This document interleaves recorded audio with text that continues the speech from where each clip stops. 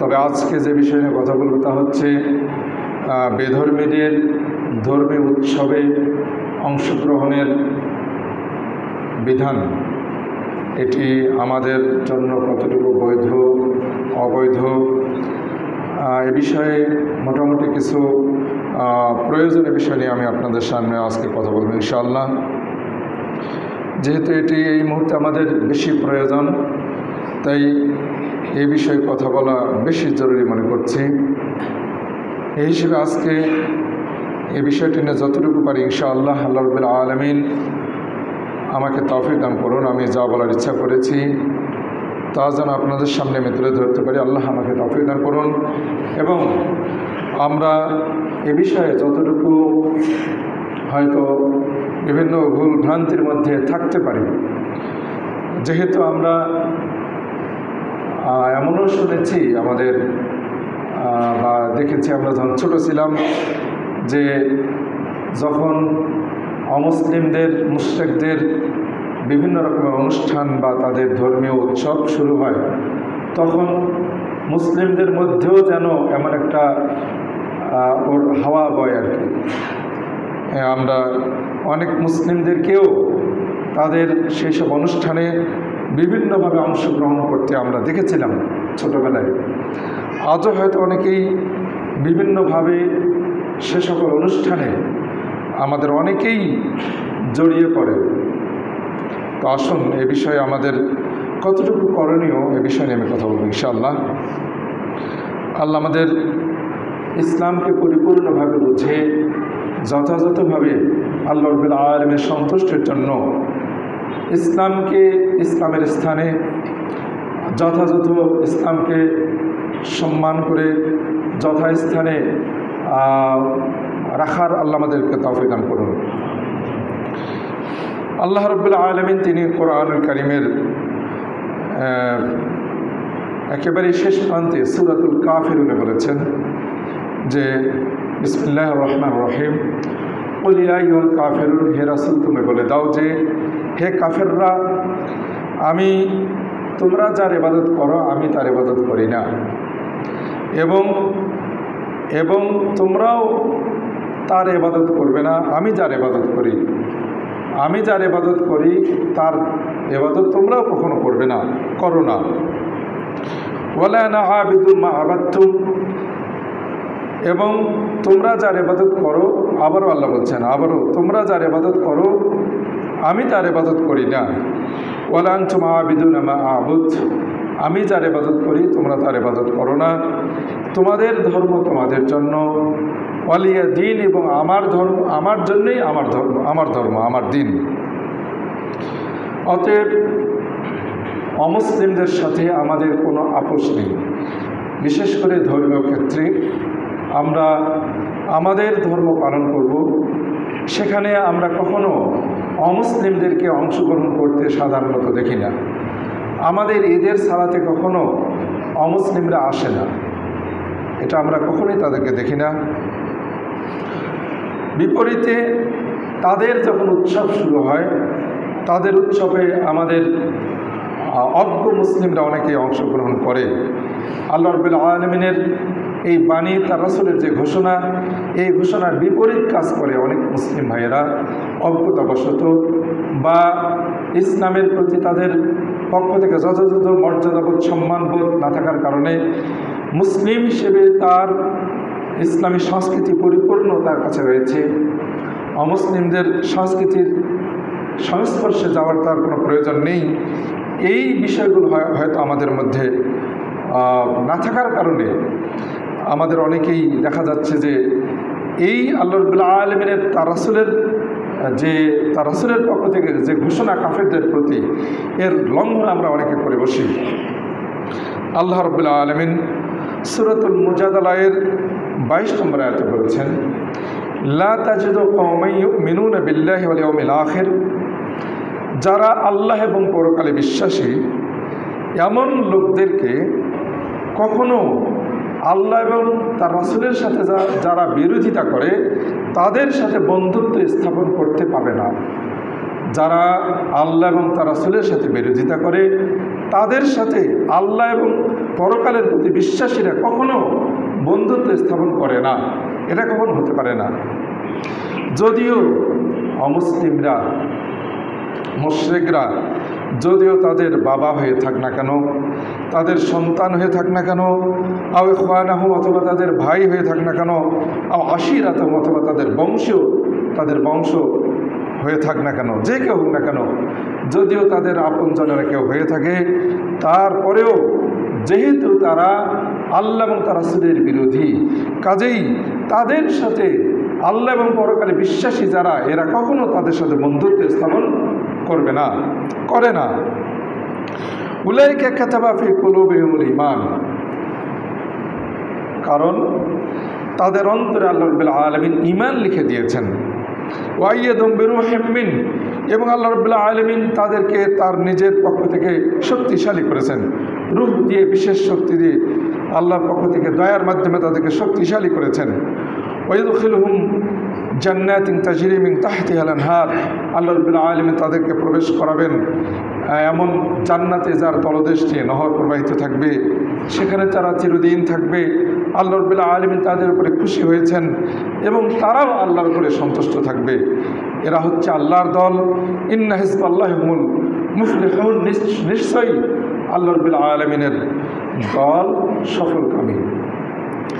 এই আয়াতের মধ্যে আল্লাহ রাব্বুল আলামিন আমরা যারা ঈমানের দাবি করি, যারা আমরা মুসলিম বলে, মুমিন বলে দাবি করি, ঈমানের দাবি করি, আল্লাহ এবং পরকালে যারা বিশ্বাসী, এদের জন্য কখনোই কাফেরদেরকে, যারা আল্লাহ এবং তার রাসূলের শত্রু, তাদের সাথে কখনোই বন্ধুত্ব স্থাপন করাটা আমাদের জন্য, আমরা যারা ঈমানের দাবি করি, আমাদের জন্য কখনোই সমীচীন নয়।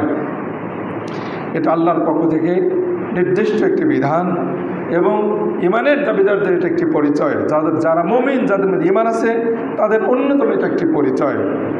আল্লাহ রাব্বুল আলামিন সূরা আলে ইমরানের 149 নম্বর আয়াতে বলেছেন, ইয়া আইয়ুহাল্লাযীনা আমানু ইন তুতিউল্লাযীনা কাফারু, হে বিশ্বাসীরা, যদি তোমরা কাফেরদের অনুসরণ করো, ইহুদি, খ্রিস্টান, মুনাফিক, মুশরিক, এদের যদি তোমরা অনুসরণ করো, তাহলে ইয়ারুদ্দুকুম আলা আকাবিকুম, তাহলে তারা তোমাদেরকে পিছনের দিকে ফিরিয়ে দেবে, অর্থাৎ তোমাদের পৌত্তলিকতার দিকে, মুশরিকের দিকে তোমাদেরকে ফিরে দেবে, আল্লাহ থেকে বিমুখ করে দেবে।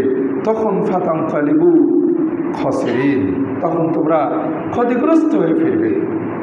কাজেই আমরা এরকম অসংখ্য আয়াত রয়েছে, এই আয়াতগুলোকে যদি আমরা সামনে নেই, তাহলে আমরা এটাই বুঝতে পারবো যে ইহুদি হোক, খ্রিস্টান হোক, মুশরিক হোক, আমাদের দেশে হিন্দু বলে যারা পরিচিত, তাদের সাথে আমাদের ধর্মীয় বিষয়ে তাদের সাথে আমাদের কোনো আপোষ নেই। তাদের সাথে আমরা কখনোই যোগ দিতে পারি না, কখনোই আমরা এ কথা বলতে পারি না যে ধর্ম যার যার, উৎসব সবার। এই শিরকি, এই কুফরি বাক্যটি আমরা কখনোই আমাদের মুখ থেকে উচ্চারণ করতে পারি না।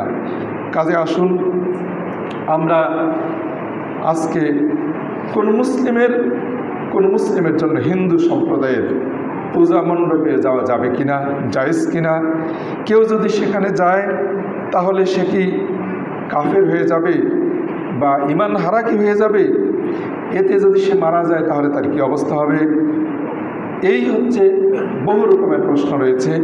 তাদের সাথে তাদের পূজা মণ্ডপকে কেন্দ্র করে যত দোকানপাট রয়েছে, সেখানে কোনো ব্যবসা বাণিজ্য করা যাবে কিনা, তাদেরকে কোনো আর্থিক সহযোগিতা করা যাবে কিনা, তাদের পূজাকে কেন্দ্র করে কোনো ব্যবসা বাণিজ্যের বিভিন্ন সুবিধা ভোগ করা যাবে কিনা, যে কোনোভাবেই হোক না কেন তাদেরকে সহযোগিতা, তাদের সাথে অংশগ্রহণ করা যাবে কিনা, ইত্যাদি সকল বিষয় নিয়ে আমি কথা বলতে চাচ্ছি।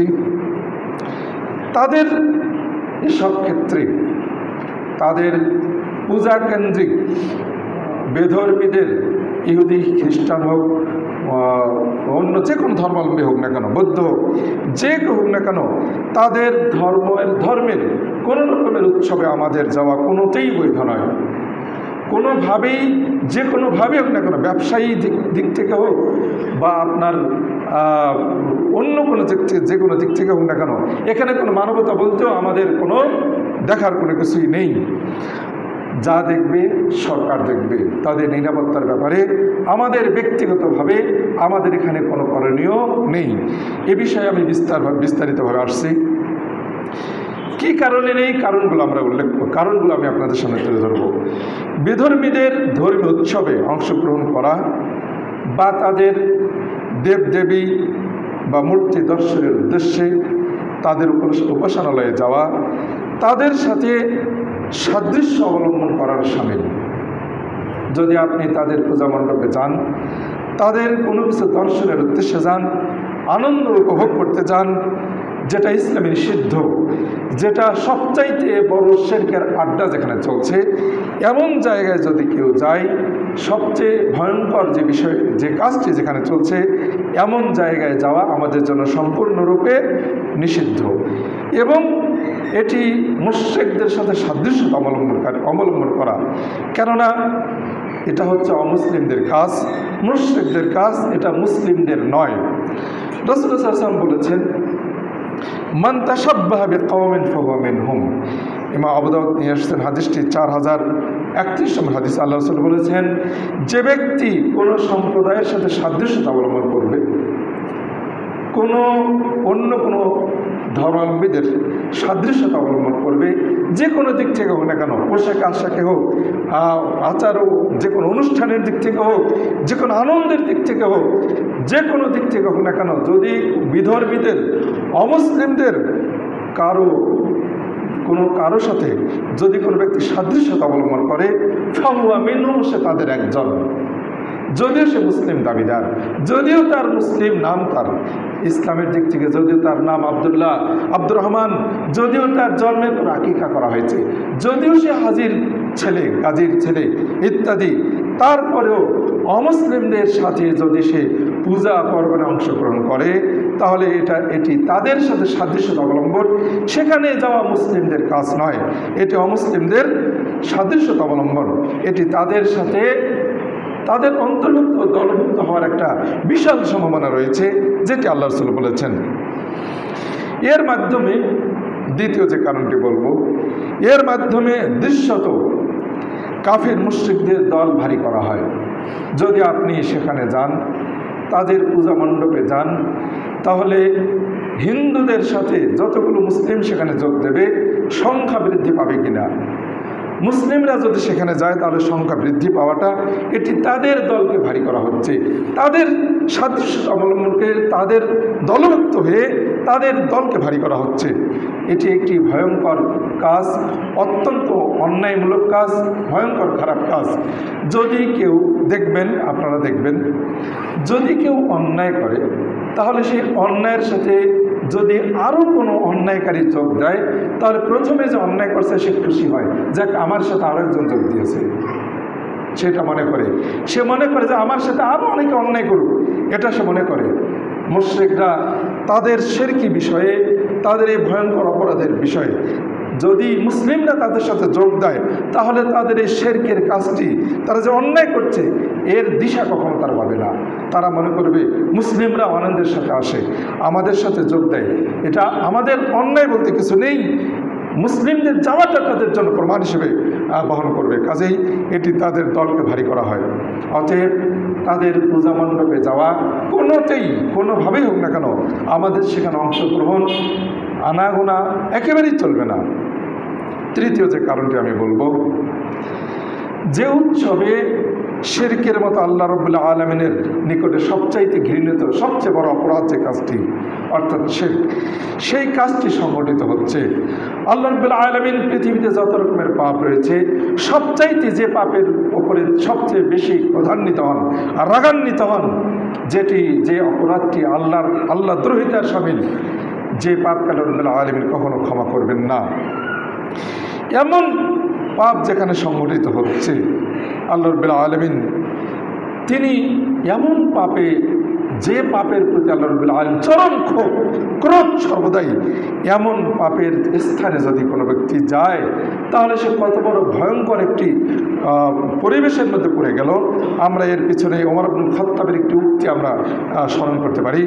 ওমর ইবনুল খাত্তাব বলেছেন, হাদিসটি এসেছে ইমাম বাইহাকি আস-সুনান আল কুবরা এর 9ম খণ্ডের 234 পৃষ্ঠায় নিয়ে আসছেন, এবং কানজুল উম্মালের মধ্যে হাদিস নম্বর 1732 হাদিস আসছে।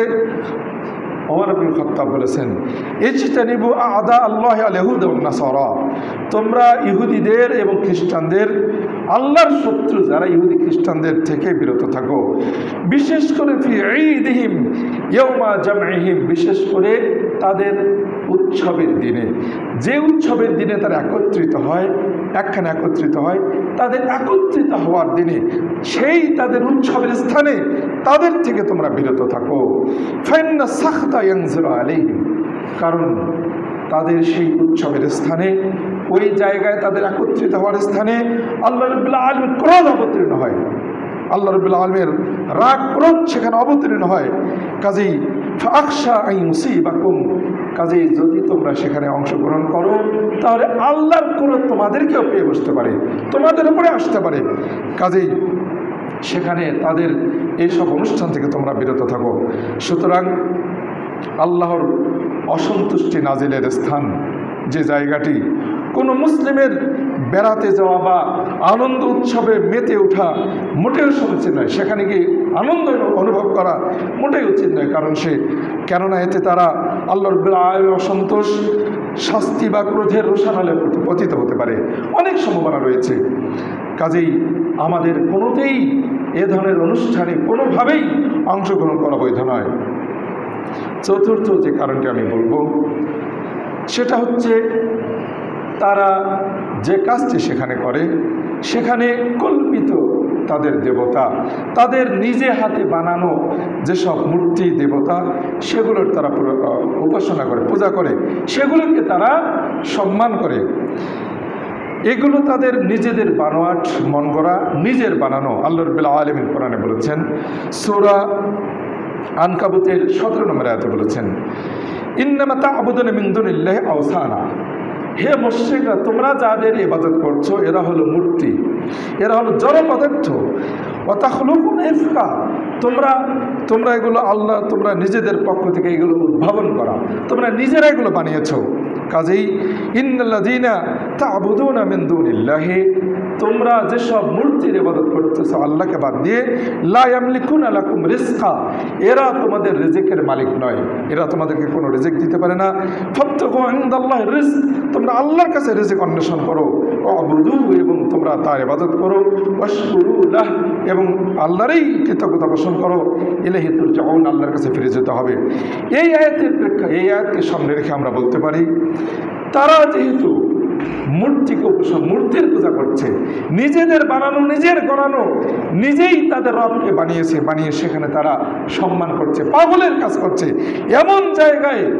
এমন জায়গা দর্শনের উদ্দেশ্যে, এমন জিনিসগুলো দেখার উদ্দেশ্যে এখানে এগুলোকে দেখতে যাওয়া মানে পাগলের কাজ করা।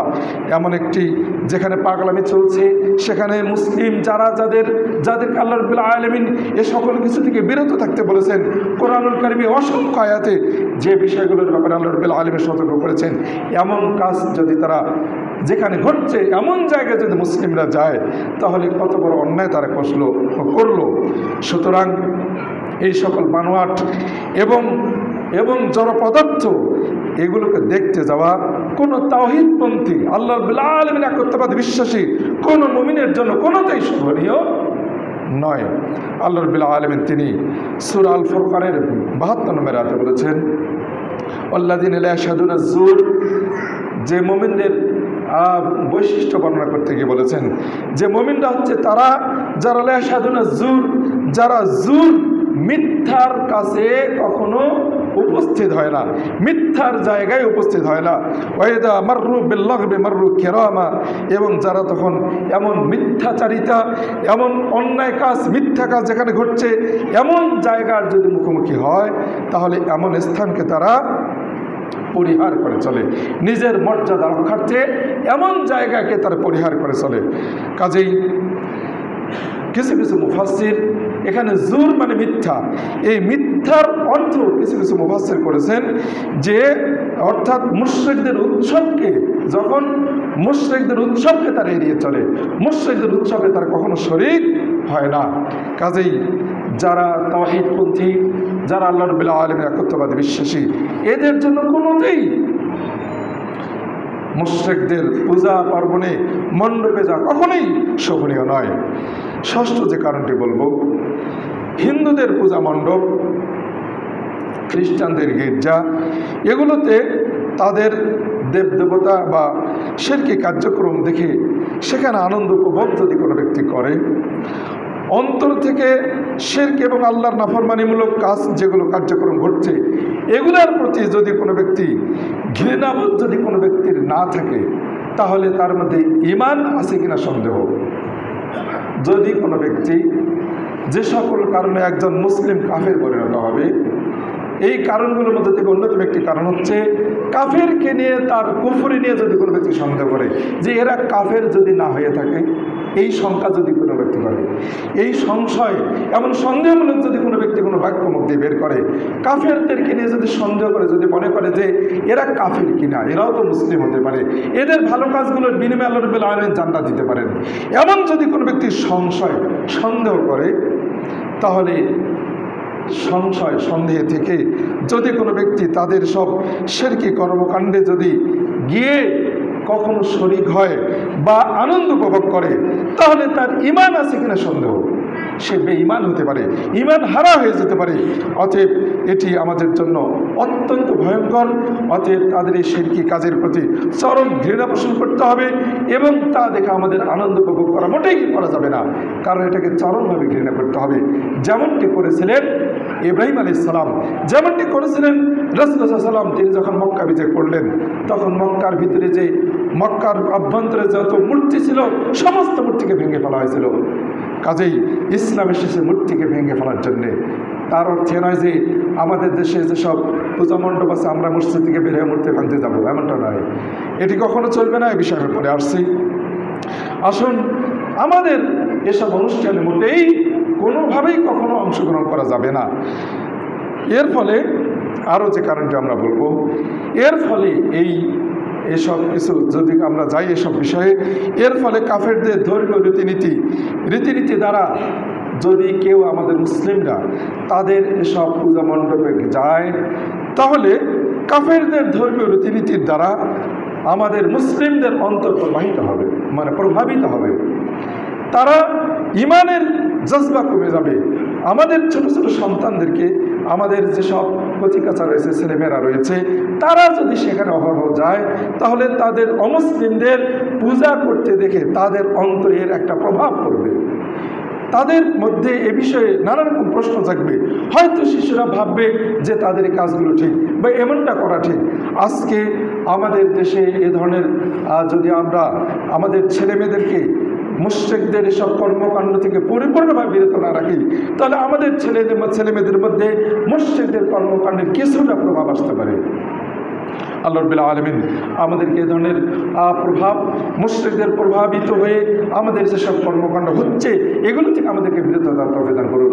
অলরেডি আমাদের মধ্যে হচ্ছেই, কিন্তু আজকে আমি যেটা জানি, যতটুকু জানি, এই শরীয়তপুরের বুকে বিবাহ অনুষ্ঠানগুলো যেভাবে ঘটে, বিবাহ অনুষ্ঠানগুলো যেভাবে হয়, যেন হিন্দুদের বিবাহ অনুষ্ঠান হচ্ছে, এমনভাবে বাদ্যযন্ত্র দিয়ে এবং এমন সাজসজ্জা, এমন ব্যয়াপনা, এমন অশ্লীলতা, পর্দাহীনতার মাধ্যমে, অত্যন্ত ব্যয়বহুল অনেক অপচয়ের মাধ্যমে হিন্দু অপসংস্কৃতি আমরা যেটা দেখে থাকি, তাদের সংস্কৃতির মাধ্যমে আমাদের দেশে বিবাহ অনুষ্ঠানগুলো হচ্ছে।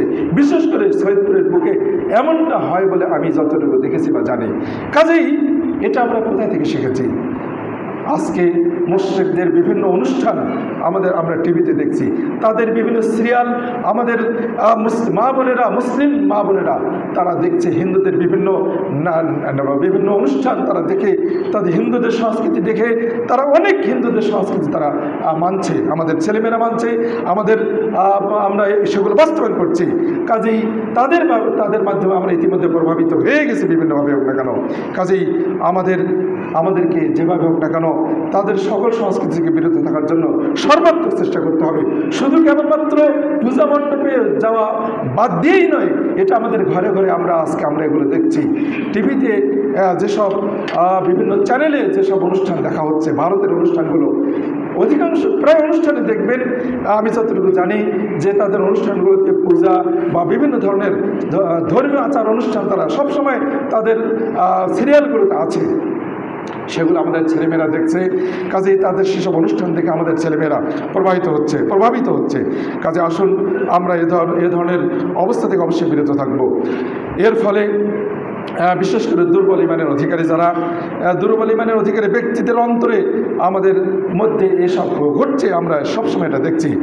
আরও যে কারণটা আমরা বলবো, বেধর্মীদের উৎসব বা পর্ব এবং উপাসনাগুলোতে শিরকের মতো ভয়াবহ অপরাধ সংগঠিত হওয়ার পাশাপাশি তাদের অনুষ্ঠানে গান বাজনা, পর্দাহীনতা এবং নারী পুরুষের অবাধ মেলামেশা এবং সেখানে মদ পান, আরও যত রকমের অন্যায় সব কিছুই ঘটছে এই পূজাকে কেন্দ্র করে।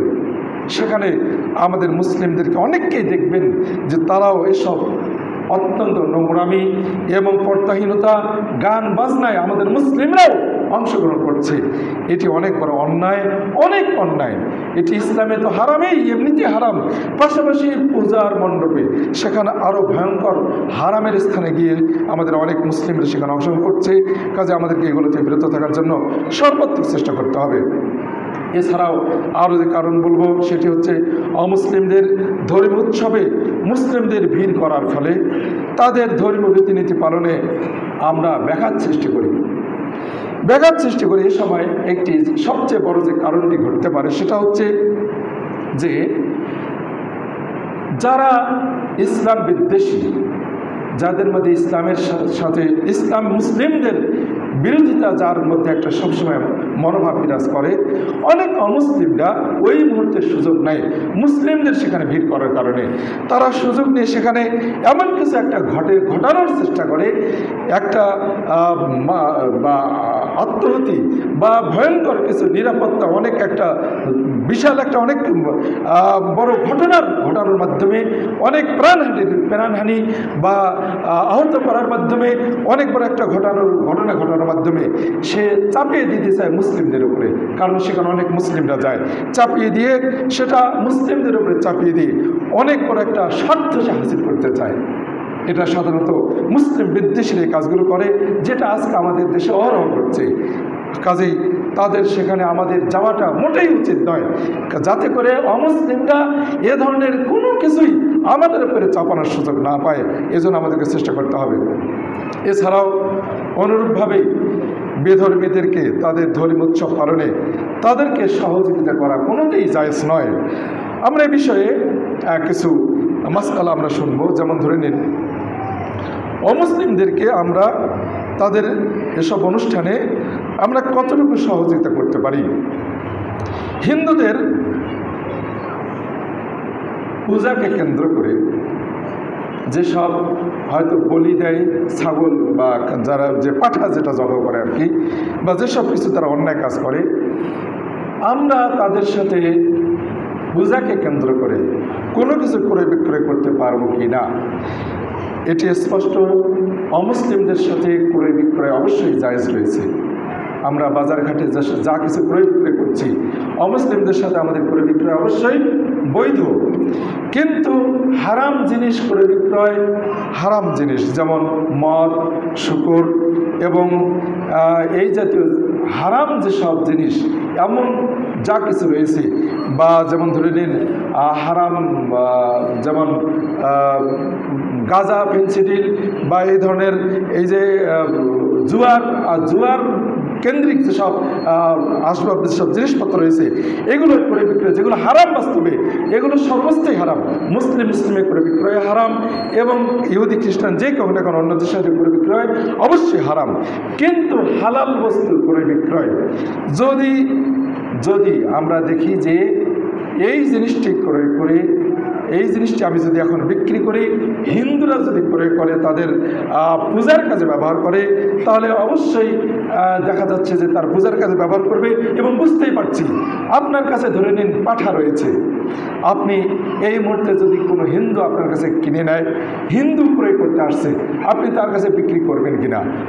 মাসালা হচ্ছে তার কাছে এই পাঠা বিক্রি করবেন না, কারণ আমরা জানতেই পারছি যে এই পাঠা সে তার দেবতার নামে বলি দিবে, তার দেবতার নামে বলি দিবে। কাজেই আমরা বুঝতেই পারছি এই ধরনের কাজেই তাদেরকে এরকম শেরকে আকবরমূলক কাজে, শেরকে আকবর দেবতার নামে বলি দেবে, বিক্রি জবাই করবে, এই উদ্দেশ্যে তাদের কাছে আমাদের এই পাঠা বা সার যে কোনো পশু ক্রয় বিক্রয় কখনোই বৈধ নয়। এটি আলেমগণ স্পষ্ট বলেছেন, এই বিষয়গুলো একেবারে ঐক্যমত। অনুরূপভাবে তাদের পূজার বিষয়ে আমরা তাদের পূজার মণ্ডপে যেমন অনেক দোকানপাট বসেছে, এইসব দোকানপাট আমরা লাগাতে পারবো কিনা, তাদের এইসব জায়গায় দোকানপাট লাগিয়ে আমরা লভ্যাংশ খেতে পারবো কিনা, বিশেষ ছাড় দিতে পারবো কিনা, ক্রয় বিক্রয়ের বিভিন্ন রকমের আইটেম তাদের উদ্দেশ্যে কার্ড বানানো বা তাদের এই পূজাকে কেন্দ্র করে বিভিন্ন প্রিন্ট করে কাপড় চোপড় ইত্যাদি কার্ড বা ইত্যাদি কিছু ব্যবহার করে ইত্যাদি কিছু করে আমরা তাদের পূজা কেন্দ্রিক ব্যবসা বাণিজ্য যে কোনোভাবে হোক না কেন অংশগ্রহণ করতে পারবো কিনা। অবশ্যই এ ধরনের সকল কাজ আমাদের জন্য করা থেকে বিরত থাকাটা আবশ্যক, জরুরি, কখনই করা যাবে না। তাদের পূজাকে কেন্দ্র করে যেসব দোকানপাট লাগানো হবে সেগুলোর কাছেও যাওয়া যাবে না, ওইসব দোকানও লাগা যাবে না, ওইসব দোকানের কাছে যাওয়াও যাবে না, ওইসব দোকান থেকে কোনো কিছু ক্রয় করা যাবে না, বিক্রি করা যাবে না, সব কিছু করা হারাম। কারণ এগুলো যদি আমরা করতে যাই তাহলে অন্যকে শিরকের আড্ডাকে সহযোগিতা করা হবে, যে শিরক আল্লাহ রাব্বুল আলামিন কখনোই ক্ষমা করবেন না। আল্লাহ রাব্বুল আলামিন তিনি বলেছেন ওয়াতাআওয়ানু আলাল বিররি, সূরাতুল মাইদায় 2 নম্বর আয়াতে বলেছেন ওয়াতাআওয়ানু আলাল বিররি ওয়াত তাকওয়া ওয়া লা তাআওয়ানু আলাল ইসমি ওয়াল উদওয়ান, তোমরা বীর এবং তাকওয়া, নেকির কাজে এবং তাকওয়ার কাজে তোমরা একে অপরকে সহযোগিতা করো, নেকি এবং তাকওয়ার কাজে একে অপরকে সহযোগিতা করো, ওয়ালা তাআওয়ানু আলাল ইসমি ওয়াল উদওয়ান, এবং পাপের কাজে আর পরস্পরের শত্রুতা সৃষ্টি হবে এমন কাজে কখনো একে অপরকে সহযোগিতা করো না। ওয়াত্তাকুল্লাহ, তোমরা আল্লাহকে ভয় করো, ইন্নাল্লাহ শাদীদুল ইকাব, অবশ্যই আল্লাহ রাব্বুল আলামিন ভয়ঙ্কর শাস্তির অধিকারী। হিন্দুদের পূজা উপলক্ষে ফার্নিচার, মাইক, সিসি ক্যামেরা, গাড়ি ইত্যাদি ভাড়া দেওয়া বা ডেকোরেশন যাদের রয়েছে তারা ভাড়া দিতে পারবেন কিনা? আসুন এ বিষয়ে আলেমগণ স্পষ্ট বলেছেন। ইবনে মাজার মাসালা, সৌদি আরব ফতোয়া বোর্ডের অনেক মাসালা রয়েছে, আমি এই মাসালাগুলো আমি হুবহু আপনাদেরকে বলতে পারছি না। মোটের উপর আমি যে কথাটি বলছি তারা যে উত্তরগুলো দিয়েছেন, হিন্দুরা মহান সৃষ্টিকর্তা আল্লাহ রাব্বুল আলামিনের সবচাইতে ঘৃণিত কাজটি করে, কাজেই যাতে করে মহান আল্লাহ রাব্বুল আলামিনের সবচেয়ে বেশি ক্রোধান্বিত কাজে তারা যেন সহযোগিতা না পায়, এজন্য তাদের সাথে এই ধরনের কোনো ডেকোরেশন ভাড়া দেওয়া, মাইক ভাড়া দেওয়া বা গাড়ি ভাড়া দেওয়া, এসব কিছু থেকে বিরত থাকতে হবে, সব কিছুতে বিরত থাকতে হবে। তবে আলেমগণ কেউ বলেছেন যদি সরকারিভাবে নিরাপত্তার জন্য সিসি ক্যামেরার ব্যবস্থা না থাকে, আর যদি কারো সিসি ক্যামেরা থাকে তাহলে মুসলিমদের নিরাপত্তার জন্যে, তাদের নিরাপত্তা এক নম্বর বিষয় না, প্রধান বিষয় হচ্ছে মুসলিমদের নিরাপত্তা, যাতে করে তাদের সেসব পূজা মণ্ডপে কোনো কাণ্ড যদি ঘটে যায় সেটা যেন মুসলিমদের উপরে না চাপাতে পারে, এই জন্য সিসি ক্যামেরা সেখানে বসানোর জন্য দেওয়া যেতে পারে। প্রধান লক্ষ্য উদ্দেশ্য হচ্ছে মুসলিমদের নিরাপত্তা। কাজেই এই উদ্দেশ্যে যদি কখনো কেউ সিসি ক্যামেরা ভাড়া দেয় এতে কোনো অসুবিধা হবে না। আসুন এই কথাগুলো আল্লাহর মাজমু ফতোয়া ইবনে তাইমিয়া, মাজমু ফতোয়া শাইখ ইবনে বাজ রাহিমাহুল্লাহ, তিনি 6ষ্ঠ খণ্ডের 405 পৃষ্ঠায় এই মাসালাগুলো তিনি নিয়ে এসেছেন। কাজেই আমরা আল্লাহ রাব্বুল আলামিনের অশেষ অনুগ্রহে আমরা ইমানের দাবি করছি, আমরা তাওহীদের দাবি করছি, কাজে আমাদের কোনোতেই তাদের এসব কাজে কখনো অংশগ্রহণ করা যাবে না। আমাদের কাছে অনেকে জিজ্ঞেস করছেন যে পূজা কেন্দ্রিক বিভিন্ন আমাদের কাছে চাঁদা তুলতে আসা হয়, আমরা তাদেরকে চাঁদা দেব কি না, এ বিষয়ে জিজ্ঞেস করা হচ্ছে। এ বিষয়ে আলেমগণ যে কথাটি বলছেন, দেখুন তাদের মাসালা আমি বলছি যে যদি কোথাও পরিস্থিতি এমন হয় যে কাফেরদের পূজা বা উৎসব পালনে সর্বাত্মকভাবে তাদেরকে আমরা কখনো সহজে করব না, কিন্তু অবশ্য কোথাও পরিস্থিতি যদি এমন হয় যে কাফেরদের পূজা বা উৎসব পালনে সাহায্য না করলে তারা মুসলিমদের জানমালের ক্ষতি করবে বা তাদের প্রতি জুলুম নির্যাতন করবে, মুসলিমরা নির্যাতিত হবে, তাহলে তাদের ক্ষতির হাত থেকে বাঁচার জন্যে আত্মরক্ষার স্বার্থে যে পরিমাণ যতটুকু সহযোগিতা করতে বাধ্য হব আমরা, সেইটুকু করলে ইনশাআল্লাহ আমরা অপরাধী হব না। প্রমাণ দলিল হচ্ছে ইবনে মাজার একটি হাদিস নম্বর 2045, ইমাম বাইহাকি সুনানুল কুবরাতে নিয়ে আসছেন। হাদিসটি হাসান হাদিস। আল্লাহ রাসূল বলেছেন, ইন্নাল্লাহ তাজাওয়াজা লি আন উম্মতি, আল্লাহ রাব্বুল আলামিন, নিশ্চয় আল্লাহ রাব্বুল আলামিন আমার উম্মতের থেকে কয়েক রকমের পাপ লেখা থেকে তিনি বিরত থাকেন, কয়েক রকম পাপকে তিনি ক্ষমা করেন। একটি হচ্ছে আল খাতা, ভুলবশত যে পাপ, ভুলবশত হয়ে গেছে, আপনি ইচ্ছা করে করেননি। দ্বিতীয় পাপ হচ্ছে আর নিসিয়ান, ভুলে করে ফেলছেন, মনে ভুলে করে ফেলেছেন। তৃতীয় হচ্ছে অমাস্তুকরিহু আলাইহি, যে পাপ করতে আপনাকে বাধ্য করা হলো, যে পাপ করতে আপনাকে বাধ্য করা হলো। শুকরের গোশত খাওয়া আমাদের জন্য হারাম। যে আয়াতে আল্লাহ রাব্বুল আলামিন হারাম করেছেন, ওই আয়াতেই আল্লাহ রাব্বুল আলামিন বলেছেন যে এইভাবে যে যদি তোমাদেরকে বাধ্য করা হয়, যাদেরকে বাধ্য করা হবে তারা ব্যতীত। কাজেই যদি কয়েকদিন আগে আমার এক ছাত্রী, সে নার্সিংয়ে তার হোস্টেলে আছে, সরকারি হোস্টেলে আছে, সে জিজ্ঞেস করছে আমাদের কাছে এখানে চাঁদা তোলা হচ্ছে, আমি দেবো কি না, যদি না দেই তাহলে আমাদের বন্ধু বান্ধবী যারা রয়েছে তারা আমাদেরকে খারাপ মনে করবে বা তাদের সাথে আমাদের একটা আন্তরিক দূরত্ব সৃষ্টি হচ্ছে, শত্রুতা হতে পারে, কাজেই আমি তাদেরকে দেবো কি না। আমি তাকে এটাই উত্তর দিয়েছি যে যে পরিমাণ দিলে, যতটুকু তোমার একেবারে সর্বনিম্ন পরিমাণ, যেটুকু দিলে তোমার সাথে তাদের শত্রুতার সৃষ্টি হবে না, এতটুকু তুমি দিতে পারো ইনশাআল্লাহ। আমরা এটা এই হচ্ছে আমাদের বিষয়। কাজে আসুন আমরা আত্মরক্ষামূলক যেটুকু আমাদের করা প্রয়োজন আমরা সেটি করবো ইনশাআল্লাহ। এরকম আরও যেমন বিষয় রয়েছে, কোনো হিন্দুদেরকে বসবাস করার জন্য তাদেরকে আমরা বাড়ি ভাড়া দিতে পারবো কিনা, তাদেরকে বাড়ি ভাড়া দিতে পারবো না। কোনো হারাম কাজ করার জন্য কোনো ব্যক্তি যদি আপনার কাছে কোনো বাসা ভাড়া চান, বাড়ি ভাড়া চান, দোকান ভাড়া চান, আপনি জানেন যে একজন দোকানদার সে মদ বিক্রি করে, সে হারাম ব্যবসা করে, এমন হারাম ব্যবসায়ী, আপনি জানেন যে সুদী ব্যাংকের লেনদেন হারাম, সুদী ব্যাংকে চাকরি করা হারাম, লেখক হওয়া চাকরি করা হারাম, সেখানে সব কিছু হারাম, এমন ব্যাংক যদি আপনার বাসা ভাড়া নিতে আসে, আপনি তাকে ভাড়া দেবেন কিনা। ঠিক আনুষঙ্গিক বিষয় হচ্ছে যে হিন্দুকে আপনার বাসা ভাড়া দেবেন কিনা। আলেমদের মাসালা হচ্ছে হ্যাঁ, যদি কোনো ব্যক্তি বসবাসের উদ্দেশ্যে ভাড়া নেওয়ার জন্য আসে বা হালাল ব্যবসা করার জন্য যদি আপনার বাসা নিতে আসে, দোকান ভাড়া নিতে আসে, তাহলে আমরা অবশ্যই তাদেরকে ভাড়া দেব। কিন্তু যদি এই ভাড়া নেওয়ার পর যদি তারা সেখানে পূজা করে বা অবৈধ ব্যবসা করে, ভাড়া নেওয়ার পর যা আপনার সাথে চুক্তিতে আসেনি এমন যদি কখনো করে, তাহলে আমরা যারা বাসা ভাড়া দেব আমরা এর জন্য দায়ী নই। কিন্তু আপনি যদি জানতে পারেন যে এইসব অন্যায় কাজ করছে, তাহলে আপনি তাকে আলটিমেটাম দিয়ে দেবেন যে তোমাকে এতদিনের মধ্যে আমার বাসা ছেড়ে দিতে হবে, আমার দোকান ছেড়ে দিতে হবে। বাস তাকে এই সময় সুযোগ দিলেন যাতে করে আল্লাহ রাব্বুল আলামিন ওই বাণী একটু আগে আমরা যেটা শুনলাম যে ওয়ালা তাআওয়ানু আলাল ইসমি ওয়াল উদওয়ান, কাফেরদেরকে ইসমে পাপের কাজে এবং শত্রুতার কাজে একে অপরকে তোমরা সহযোগিতা করো না। কাজে পাপ কাজে কখনো সহযোগিতা করা যাবে না। আপনি যদি বাসা ভাড়া দেন, দোকান ভাড়া দেন অন্যায় কাজে, তাহলে সহযোগিতা করলেন, যদিও আপনি টাকার বিনিময়ে দিয়েছেন।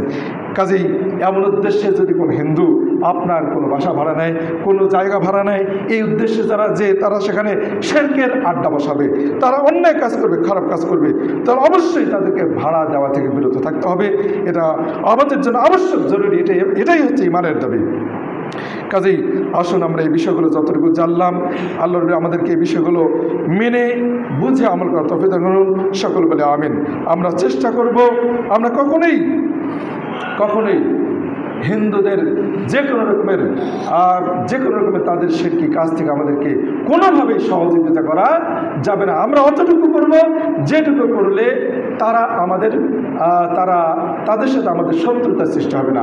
তারা আমাদের কখনো ধর্মীয় আমরা মুসলিমরা পরস্পর ভাই ভাই, আমরা ইমানের দিক থেকে আমরা পরস্পর ভাই ভাই, এর দিনের দিক থেকে তারা আমাদের কখনো ভাই নয়। কারণ যখনই আমরা একখানে থাকবো, আমরা চাইবো আল্লাহ রাব্বুল আলামিনের ইবাদত করতে, তারা চাইবে শিরক করতে, তারা চাইবে মূর্তি পূজা করতে, কাজে তাদের সাথে আমাদের কখনোই মিলবে না। অতএব আমরা কখনো এই ধরনের কাজ করব না। আমরা ইহুদি খ্রিস্টান বিশেষ করে মুশরিকদের বিভিন্ন রকমের এ ধরনের কাজ থেকে বিরত থাকবো, এবং কি তাদের বিভিন্ন রকম তাদের সংস্কৃতিকে সমর্থনমূলক কিছু বাক্য রয়েছে, এমন বাক্যগুলোও বলা থেকে বিরত থাকবো। যেমন আমরা এই ধরনের বাক্য বলে থাকি, তোর মুখে ফুল চন্দন পড়ুক, আমরা বলি কেউ কষ্ট করলে বলি তোর কষ্ট করলে কেষ্ট পেলে। কেষ্ট হচ্ছে হিন্দুদের একটা দেবতা। আমরা এটা বলে থাকি ধান ভানতে শিবের গীত, আমরা বলে থাকি মহাভারত অশুদ্ধ হয়ে গেল, আর মহাভারত সবসময় অশুদ্ধ। এ ধরনের আমরা বলে থাকি লক্ষ্মী ছেলে, লক্ষ্মী মেয়ে, লক্ষ্মী স্ত্রী, এ ধরনের কথা বলে থাকি। কোনো খাবার পড়ে গেলে, প্লেট থেকে পড়ে গেলে আমরা বলি তুই লক্ষ্মীকে চিনলি না, আরে লক্ষ্মী এটা হিন্দুদের দেবতা। এ ধরনের কথা যদি আমরা মুসলিমরা বলে থাকি তাহলে মুশরিকদের সাদৃশ্য হয়ে যাবে। কখনোই আমরা এ ধরনের কথা বলবো না। কাজে আসুন, ইহুদি খ্রিস্টান এবং বিশেষ করে আমাদের দেশে মুসলিমদের যথেষ্ট একটা বিশেষ একটা সংখ্যা আমাদের সাথে বসবাস করে।